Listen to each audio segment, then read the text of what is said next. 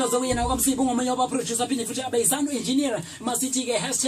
#sifuna ukwazi siyazi ukuthi every Friday siphathe ukuyibona abasazi bakhona la ekhaya lapho sibayela bese sibapheka khona yabo makuthi umuntu upheka ngomabhojwana esisuke sibapheka ngebhodo elincane ukuthi umuntu asitshele ukuthi kahle kahle ungubani sifuna ukwazi ukuthi futhi nendawo ke usuka pha abanye siyazi ukuthi abanye bayezwe emoyeni bekhuluma ukubona abanye basuke besaza but uDlozi ungomunye osebenza ngaleke ngemuva nayithaka ke simthathe sibe naye namhlanje masithi sifuna ukwazi kathi sizokunikeza ithuba uma ngabe kunombuzo ofisa ukumbuza wona inamba yakhona imi kanje 06147 3907 06147 omunye futhi line ungaphinde usichume kuwona 076 401 0071 injalo nje indaba mola tata yebo baba bethu njani ngiyaphila ngeza wena khamba kahle ayikhamba kahle kakhulu awubingele nje abalaleli emakhaya abakulalele ngimingele umlaleli omkhono FM 19.6 kuzo zonke indawo la ufinyelela khona ngithi nje hello uDlozi wakamsibi abantu bafuna ukwazi ukuthi la ekhaya yini umsebenzi wakho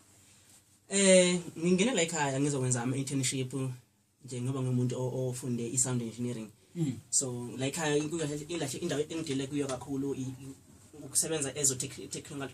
technical producer but at the same time since kuba kuma radio station ngoba kunama sound engineer akhona so ngibheka nazindawo ezifana nalezo so that uma ngabe ema radio mhlamba phezulu yakho ukhoze FM okay mfana ngaphambi kokuba siqhubeke novutho ndaba sifuna ukwazi ukuthi uqale kuphi ukufunda isikole sifuna ukwazi primary oqale kuyo wazofika high school ngiyabonga msakazi ngiqale ukufunda i-primary school endaweni yaseDumbe Obivane kama isikole Obivane Combined Primary School then mase ngifunda 6 ngafunda eKhana Combine khona la eMpumalanga ngaphinde ngabaleka futhi lapho ngawuqedela eMadlela lapho ufike khona ukufunda u9 no10 uqedela eMadlela then usuqedile eMadlela mhlawumbe isikhundla sokufunda ephezulu mhlawumbe uye kuphi ngithema ngisuka eMadlela ngabe seke ngiya eCape Town lapho ngiyenze khona isound engineering for 2 years eKapa lodumo mfana Mother City they say okay mhlawumbe ukuthatha isikhathi singanani kungithatha isikhathi singanga 2 years baba okay uyibuyenza isound engineer mhlawumbe ubuyibona ulisu umproducer bengizibona mfethu especially njengoba isound engineering ngayichuza ngingumuntu othanda kakhulukazi umusic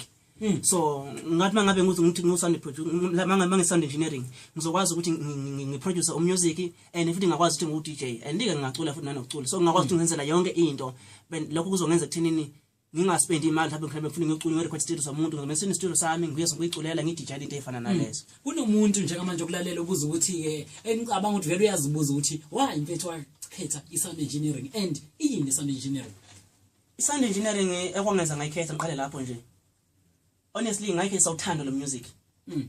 ngathi mangumusic ngibona ngazi music improve ngendlela ethile so ukuze kwazwa kanjani I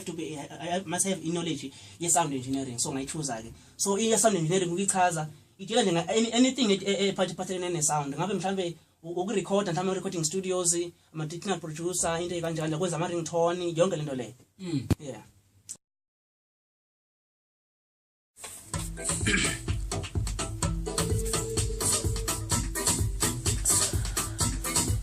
Ngoma baba. Ngiyayibona. Ngangena.